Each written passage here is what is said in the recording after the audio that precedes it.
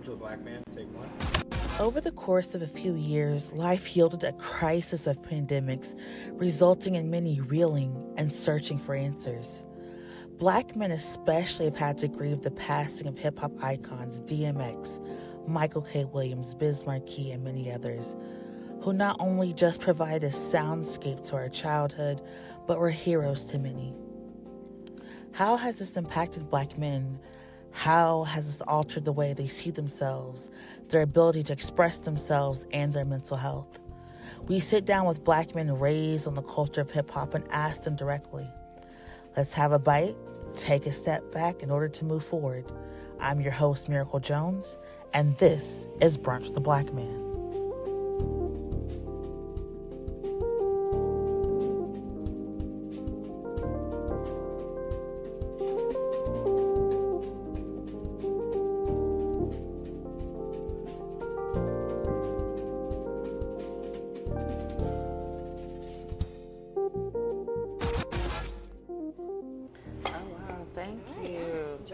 Thank you so much. This looks good.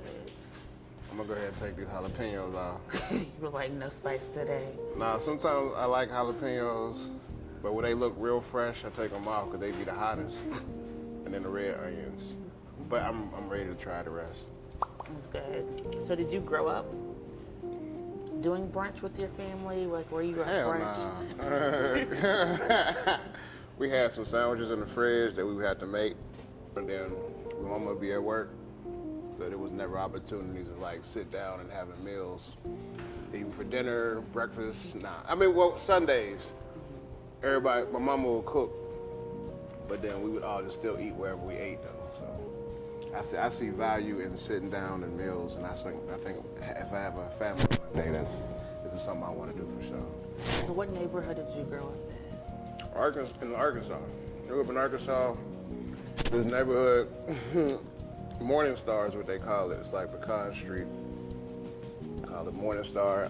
Then I moved to a neighborhood called Rock Island. Wow, nobody's ever asked me that. That's funny. Nobody's asked me about the neighborhoods because nobody knows them, so it's hard to describe them. But yeah, it's a neighborhood called Rock Island and Morning Star. That's when I realized people really was like gang banging over neighborhoods. Like we went to the school, and people would be like, "Yeah, I live in Morning Star," and I'm like, "Yeah, me too." But they was like, "No, this is Morning Star." I'm like, "Yeah, I live in Morning Star too." My mama wasn't gang banging, so I ain't know nothing about that. And like you're moving around, and you're like, "Wait, what is happening?" Like I'm getting G checks, trying to go to school. Man, I was so gullible. I'm so like protected and sheltered in that aspect. People was really like.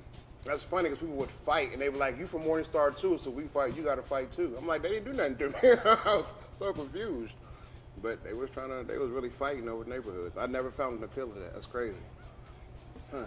And so, like growing up in Arkansas, as like you're navigating, being with your mom and your siblings, going to different schools, was there anyone talking to you about how to process those changes? No. Mm-mm.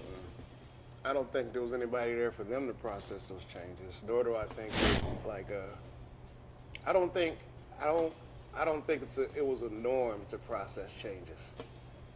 I think it was just change happened, change is inevitable. This is what we have to do. I don't think we've ever been in a place where we can process what's happening. It was just these are what's happening, but we still got kids to raise, we still got to go to work, we still got to pay rent, we still got to pay bills. And so I was just floating. What I know now, and look back now, is I was just floating through all this without ever having to process or ever being asked to process it. It was just a floating thing for me. And so, like, as you're like floating when you're a kid, was there anything that you used to like as a coping mechanism? Anything that like helped you get through the day? Gospel music. Mm-hmm. Everybody I knew listened to gospel music. I was raised up in the church. They used to be like, I remember there was this church, I want to remember the name of it. It was in Baltimore, Maryland. Church of God in Christ. It was on a corner. I remember the pastor was Henry B. Hunt. I want to remember the name of it. I want to actually go back and visit. But I remember being a kid and just staring at the drummer the whole time. And the drummer would be doing eyes. A few times the drummer would see me make these faces like, "Why are you looking at me?" But I was just mesmerized by the drums and the sound and the beat. And I remember waking up in church. I remember falling asleep one day in church when the preacher was preaching. And my mama woke me, and I remember they woke me up. And my mother, what I know now, wrote a note to the pastor and was like, hey, my son's a really good kid. He really loves playing the drums. Do you give him a chance to play after church? So when church was over, they was about to do the release. They was like, hey, Sister Cynthia, she wrote a note and said her son is a really good kid. And I'm waking up like, and he was like, you want to go play the drums? And I got on there, was just trying to hold a beat. They was playing the organ, everybody was clapping. And I was like, okay, this is cool. So that really made me like really dive into being like, I want to learn more about music and play music. And it was like nothing else mattered at that point, man. And it was always this chase of getting back to church to play the drums, no matter what was going on. And even when I wasn't the drummer, whatever church, I don't care if it was every night of the week, I used to love revivals. Every night I get to look at the drums. We have a 5-night revival, I'm there. Grandma, we going? What time the van come? I would wait. And I was like, really what I would look forward to. That was really my escape though, music in the church and music at church. I wouldn't even hear the words. I wouldn't hear the pastor. When there was music going, I would feel it. And that was my feeling away from a lot of stuff. And so music becomes like kind of like your saving grace, with your focus. When did you start to first experience mental health challenges and recognize that there was something going on that like music couldn't solve? Experience it or recognize it? The recognize it. Recognizing it a lot older. Recognizing it maybe 33. Experiencing it all my life. I didn't become. Nobody ever asked why. Nobody ever explored why I do stuff, why I was making decisions I would make. I was always making stuff that was rational in my head. And that included my mental health episodes. If I'm feeling depressed and I can't do something or don't feel this, I would react in that manner. And even afterwards when I would regret it, nobody would ask me why you made this decision. Nobody explored those whys. It was always a consequence. One thing I've been kind of thinking about a lot lately is my mother was molested. She was raped. And when she was raped, I think that caused such a again, not processing it, that caused such a trauma in her life that she put that on me too. I remember she, looking back after having conversations with a lot of women in my adulthood, healthy conversations, I learned that a lot of the norms that I had weren't healthy norms that everybody had to deal with. My mother really treated me like the person that assaulted her as a kid. I remember even changing my sister's diaper. She came into the house, because I was watching. She asked me to watch her while she went to the store. I get home, I'm changing her diaper. She throws me off of them, grounds me for 2 weeks, and punishes me like I did something wrong. And I'm like, she's like, don't you ever change your sister's diaper again. Don't let me catch you doing this. And I'm like, now I'm grounded for 2 weeks. I get it. Nobody told me the why. I don't know what happened. All I knew was, and then that whole interaction stemmed from her started being like, treating me like, you don't do this, you can't do this to women, don't do this to women, never, don't let women do this to you, never protect yourself. It was always, don't do this to women, you don't do this to girls, you don't do this, never protect yourself. And then that stemmed from me having a life of being molested or sexually assaulted myself and not knowing how to speak up, because I'm like, oh, this must be my fault. I told her to stop, but she didn't, but this must be my fault. I guess I was hard, yeah, this is what I hear in society. And even being molested, going to tell a teacher, my teacher dismissed it. My teacher was like, oh, well, I'm on my way to a meeting, so I don't know if you need anything, just let me know. I'm like, okay, I guess I'll go back to class. And it was just, there was never, ever understandings for me. Nobody ever tried to understand me. It's like if I did something they felt was wrong according to their norms, it was dismissal or chastisement. And if that was, and that's how it's always been. And my mother treated me like that unknowingly, and a lot of people have. And I treated people like that because it's what I was taught. Like those cycles kind of repeat themselves. Well, you're going through this, like you're a kid, you're trying to navigate your way, you don't have, people to ask you why. So where are you turning to? Music. I would have Sundays. I would sit there and deal with whatever I had to deal with, because on Sundays, or whatever day we had church, I had music. I had instruments. I had the organ. Eventually we had a keyboard. My mother never bought me a drum set.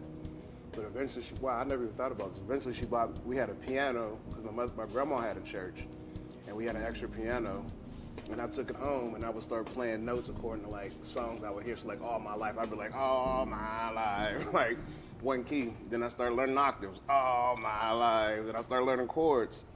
And then I started teaching myself how to play the piano and playing keys, because that was something I was able to use to cope with in the house that I didn't have to wait till we got to church anymore. So yeah, that was the only thing I had. That was all I had.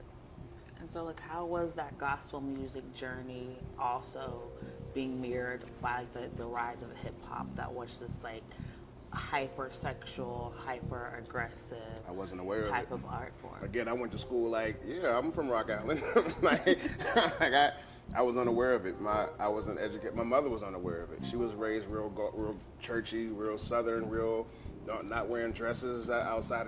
Not wearing dresses, not smoking, not drinking, not cursing, pray it away. So even the mental health aspect of understanding as mental health, it was like demonic. We need to pray this away. We need to. And so I'm like, I know whatever I'm feeling don't need to be prayed away at the altar, so I'm not going up there for that. And so it was just like still no connection of understanding for me or anything that I was going through, because they didn't have it for themselves. And so, when for your journey, where did that connection of understanding begin? So you're talking about you're in the church, somewhat sheltered for some other things. So when did you start to get this understanding of, oh, there's this thing called depression, there's this thing called mental health, there's this thing called therapy? College. I went to college. I went to HBCU, Philander Smith Art College in Little Rock, and my major was music at first. But the course classes were like 1 credit hour per class. You had to have like 16 credit hours per semester to be financial aid. So I would have to have all these classes of music classes. So, and then it was like singing. And then I say I'm not a singer. Aaliyah, people probably say other words, but I'm not a singer. And we had to take singing classes. We had to perform like solos in front of the crowds and auditoriums. And I did it because I had to, but not because I wanted to. And so in the process of that, we had to take general psychology or like beginner psychology, one of the psychology courses as part of the curriculum. And everything in that class made sense to everybody around me. I never thought to look at myself, but it made sense to everybody around me. I'm like, oh, what is this depression thing? What is this bipolar? Or what are these mental health issues that I'm hearing in this book? And it started making people around me make sense. And I was like, oh, my dad isn't crazy. He's dealing with mental health issues. My mother is like, and even girls that was my primary focus, was the girls. I'm like, oh, this girl is like this. This makes sense with this. And so at first in college, my sophomore year is when I started relating and understanding mental health is what it is in relation to people, and how common it is. I felt like if you weren't diagnosed with it, then you don't have it, and especially because it wasn't nothing that was enforced growing up. And so you're in classes, you're reading this book, and you're like, oh wow, this may be me. So how did you go to start looking at taking the time to recognize your own situation? I still didn't feel like it was me. I was fine. I'm good. I was molested, but I'm good. I'm chasing sex all the time, but I'm good. My grades are failing, but I'm good. I got to help everybody else. I didn't realize until 2 years ago. I was 33 years old when I was like, it's me. Like, I'm creating these situations. Like, I started thinking about the relationships that I was in and the women that I was dealing with. Then I was like, why do I keep being in the same cycles? I'm like, I keep choosing the same women. Why do I keep choosing the same women?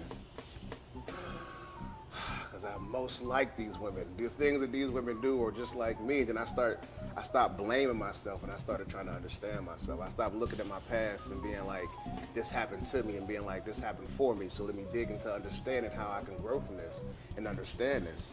So I really started adapting this culture for me and not to me. And that really allowed me to dig in my past without blaming myself or other people about what happened. I can't call my mom up and be like, why did you treat me like a molester? She was hurt. She never had time to process. She was trying to be a mother, and she did that the best way she could. My understanding of that is giving me mercy for her. That just helps me continue to grow in a peaceful place of understanding. And that includes now myself to be like, why am I making these decisions?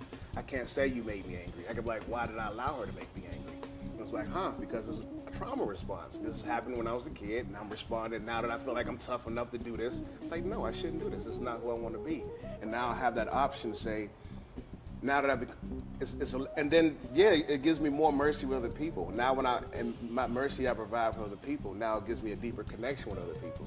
That deeper connection gives me deeper conversation with other people that again has allowed me to continue to see myself in those people, to be like, I do this too. Let's talk about this. There's no judgment here. There's only growth. It's like you was talking about your anxiety.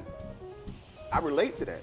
I don't have to judge you for that. I don't have to sit here and be like, yeah, you stupid for feeling like this. No, I get anxiety too. I know how it feels to need a distraction. But I also know how it feels to sometimes be pulled out of that. I know how sometimes it feels to be for somebody to relate to me instead of judge it. I know how it feels for somebody to let me alone and don't say nothing. And so I respect all those boundaries with a person. Just because I see something don't mean, yes, I think I'm over it, keep talking. But yeah. I appreciate that, because you said, you had that reflection 2 years ago. That was like the onset of COVID-19. Mm-hmm. And for like a lot of people, that really was the first time they had to like sit down and like, oh my God, let me get to know myself. Yeah. So what was that process like? Because you're the person, you have all these creative spaces and outlets for other folks, and now you're like, I gotta focus. Because I was like, I'm that person. I have all these outlets for other folks. Why am I by myself right now? And I remember putting up a post that was like, I need new friends, or I need some friends or something, man. And my friends came from me so fast on Facebook. I was like, I've been trying to connect with you. I've been trying to hang with you. I've been trying to do this. And I'm like, ooh, delete first of all. And then, and then I was like, man, why am I feeling like this? And it was like, because of the people that I'm saying I want is the people that I'm choosing that I want to be around me aren't the people that I need around me. They're the people that I'm trauma responding to want around me. I want people around me for this reason and not the reason that I need. And I had to really start understanding that to start attracting those kind of people. And it came me changing myself. It came again me addressing these stuff and being like, no, I'm chasing sex. If I'm chasing sex, we're talking about women that are a lot older that aren't still falling for the same stuff that I'm trying to use, the same stuff everybody's trying to use. I need to work on me. I need to put that energy back into me. And then also being like, again, why am I chasing sex? I was taught sex before love. I've never had a healthy relationship with a person. Everybody that said they love me has done something to traumatize me and hurt me. Because we never processed it, I never knew how to have healthy relationships. I don't know how to have healthy relationships. Now that I know these things, I can communicate that with people around me and say, hey, please forgive me. I'm learning how to have healthy communication skills. I'm learning how to have healthy relationships. This is what I really mean. Please have mercy with me. And people that do, we have the best relationships in the world. People that's like, no, I don't want to do that. It's usually because they haven't done it with themselves yet. So how has that process been? You said, you tell people, but have you been able to forgive yourself for holding all of that weight and that responsibility and that blame? I don't think I blame myself. I don't think I ever blamed myself. I think I caught myself out of that real quick. Because I never knew I was doing anything wrong first. I was like, no, these are my norms. My norms, I thought, were healthy norms. That's all I knew. I go to church, I'm a musician. I love myself, I thought. I love people, I thought. And then when I realized it was kind of like all in the same space of understanding that this was a trauma response of why I love these people. And then I seen why I was responding like this, and it was because of the stuff people did to me. So my first blame was about to be them. And then I was like, no. They didn't know what they were doing. My mother had no idea that she was responding to me like that. No idea. And the person that molested me, having conversation with them, they had no idea. They were responding, I thought we were just messing around. I was like, no, I told you to stop. I told you to stop. I moved your hand, you kept going. It was like, well, you were hard, but I told you to stop. They was like, wow, this is the same thing that happened to me.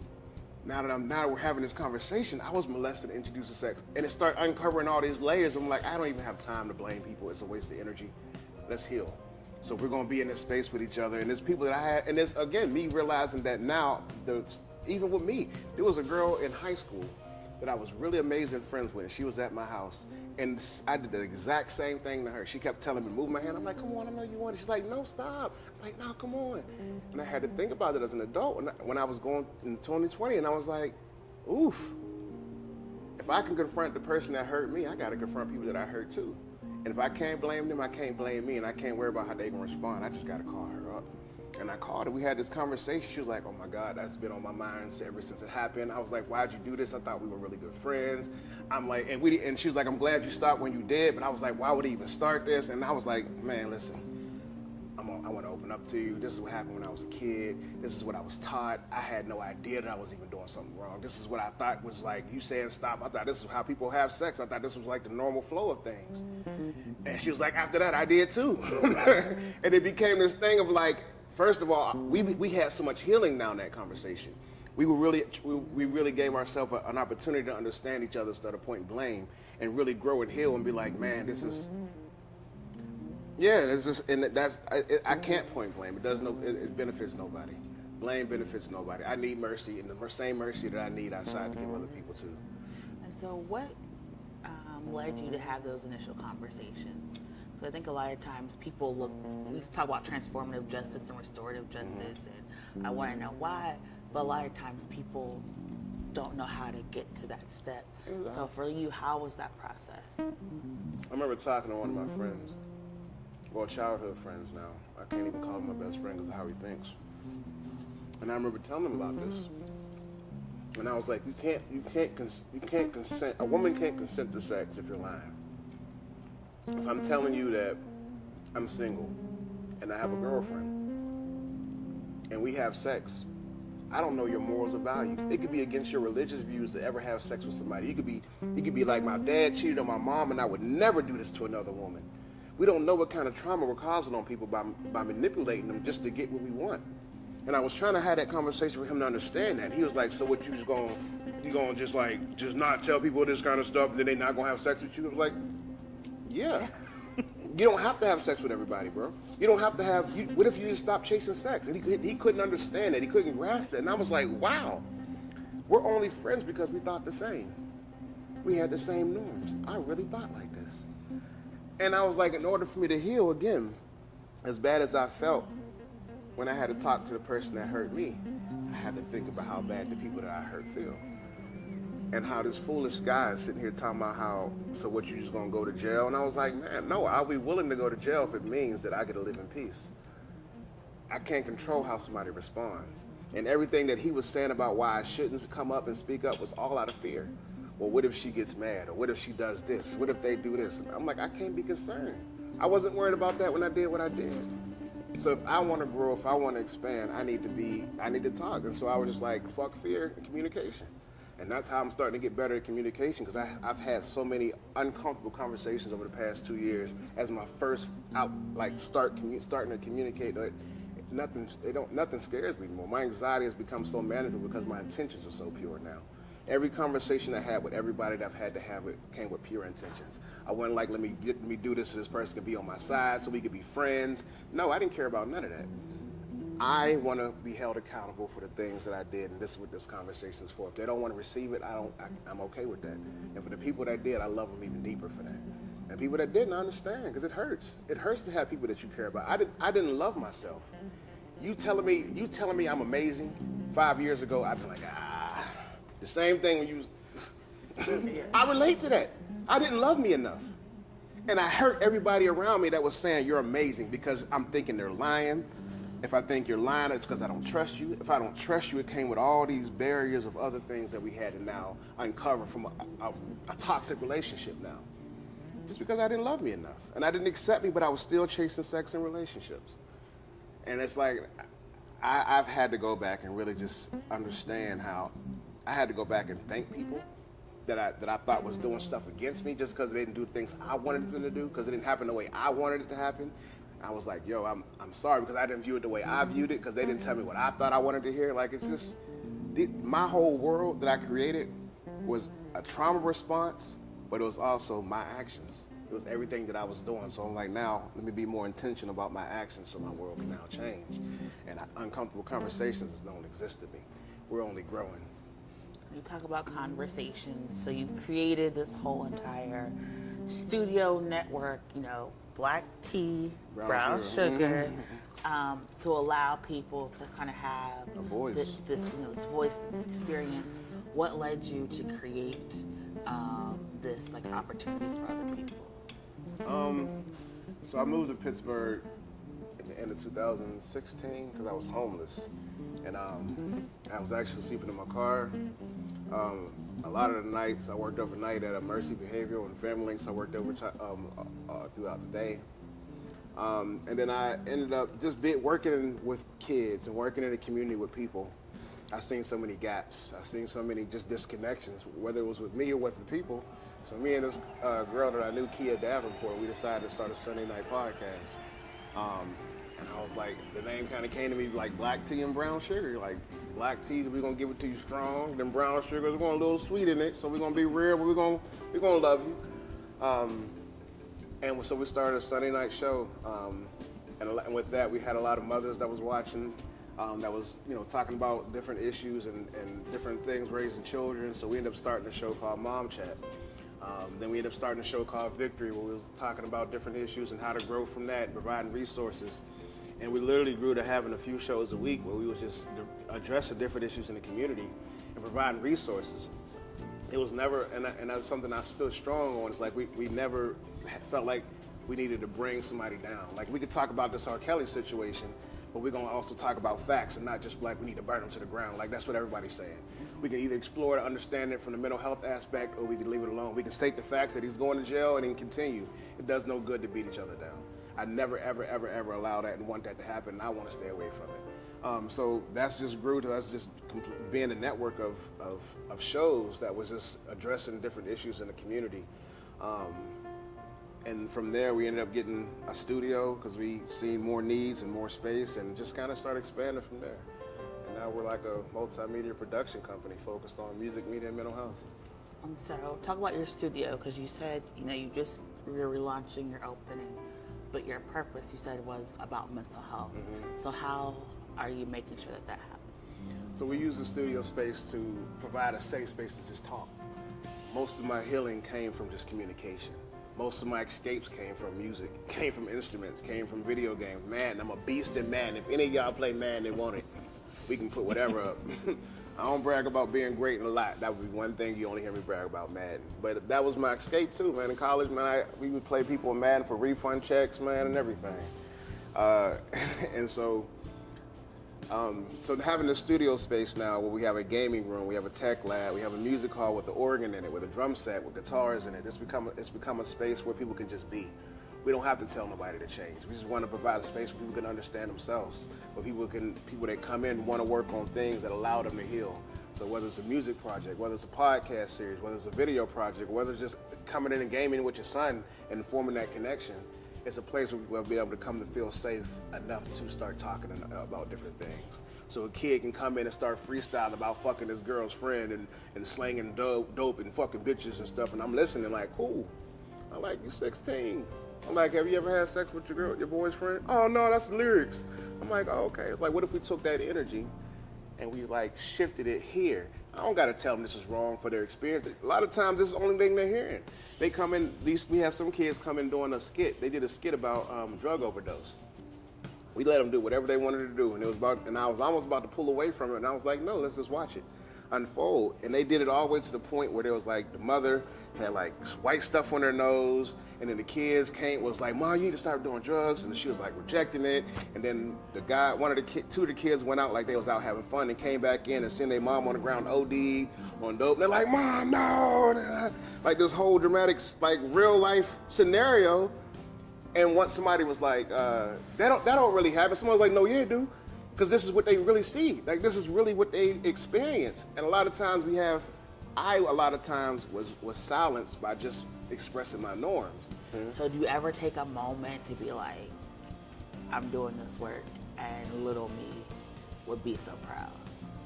Oh, girl, yeah, now I do. I was thinking about it yesterday. We have it was 2 days ago, we have a new intern. Well, now he's not new. We have a new guy that started this beginning of this summer. And he was part of a program with the Homeless Children Education Fund. So he was coming once a week to learn stuff about the studio and work. And the more that he's been there, the more he's been like, I want to be here all the time. Like, I've never felt so safe. I've never grew so much. I've never learned so much. He's like, even at home and in school, I never feel like I can talk and be myself. And now I'm able to express myself and learn about myself here. He's like, I'll work here for free. Like, you just let me know, man, I can come here every day. I was like, well, let's, just come next week, a few days. Man, he came Monday, Tuesday we went and hung out. He came Wednesday.